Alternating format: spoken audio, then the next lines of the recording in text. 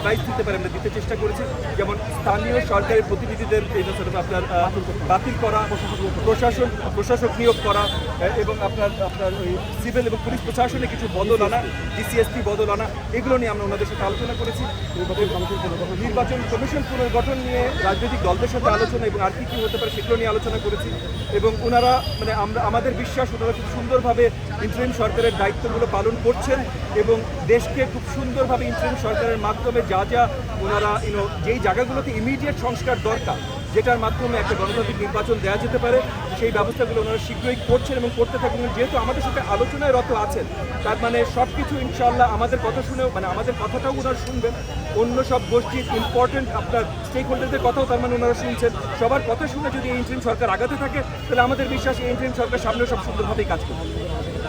নির্বাচন নিয়ে আসলে কি নির্বাচন নিয়ে আমাদের কোনো আলোচনা হয়নি, কারণ আমাদের মানে যখন ওনাদের সাথে আলোচনায় বসলাম, এজেন্ডাতে সমসাময়িক বিষয়গুলো অনেক বেশি গুরুত্ব পেয়েছে। মানে এই মুহূর্তের বিষয়গুলো ঠিক না করে সামনের নির্বাচন ওনারা কীভাবে দেবে, সেই প্রশ্নটা আসলে আমরাও তাদেরকে করতে পারি, একটু অবাঞ্ছিত প্রশ্ন হয়ে যায়।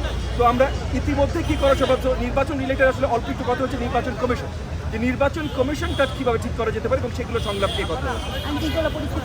আইন শৃঙ্খলা পরিস্থিতি নিয়ে কথা হয়েছে, যেখানে আমরা ওই যে এগেন লোকাল প্রশাসন, আপনার ডিসিএসপির চেঞ্জেসের কথা এবং কীভাবে অর্ডার আনা যায়, জনগণের আস্থা ফিরিয়ে আনা যায়, আবার আমাদের পুলিশ ভাই বোনদের আস্থা ফিরিয়ে আনা যায়, যে তারাও যেন আবার মাঠে ঠিকভাবে নামতে পারে, এগুলো নিয়ে অল্প একটু আলোচনা হয়েছে এবং তারাও আমাদেরকে পরিষ্কার করেছেন, মানে এতখানি আমাদেরকে আস্থা দিয়েছেন যে যেই ডিক্টেটরিয়াল আওয়ামী লীগ সরকার আমরা মাত্র হাঁটালাম, তাদেরকে কোনোভাবে ক্ষমতায়ন করা হবে না। তো তাদের যারা লোকজনও আছে তাদেরকেও ক্ষমতায়ন করা হবে না, এতখানি পরিষ্কার আশ্বাস মাননীয় প্রধান উপদেষ্টা এবং অন্য উপদেষ্টা বৃন্দ আমাদেরকে দিয়েছে। এই যে রেজিমটা ছিল, এই রেজিম চেঞ্জে ডিক্টেটরশিপ চেঞ্জ করা, কনস্টিটিউশন অনেক কিছু তো চেঞ্জ করার প্রয়োজন হবে। তাহলে এখন কনস্টিটিউশন নিয়ে ওনাদের সাথে আলোচনা হয়নি, তো ওনাদের সাথে আলোচনার বাইরে যদি আমাকে জিজ্ঞেস করেন, তাহলে কনস্টিটিউশন ইন্টারিম সরকার চেঞ্জ করার মতো আপনার ক্যাপাসিটি, লিগাল বা মোরাল ক্যাপাসিটি ইন্টারিম সরকার থাকার কথা না। তবে এগেন কোনো কিছুই আলোচনার বাইরে না, আমরা সব কিছু আলোচনায় আনতে পারি।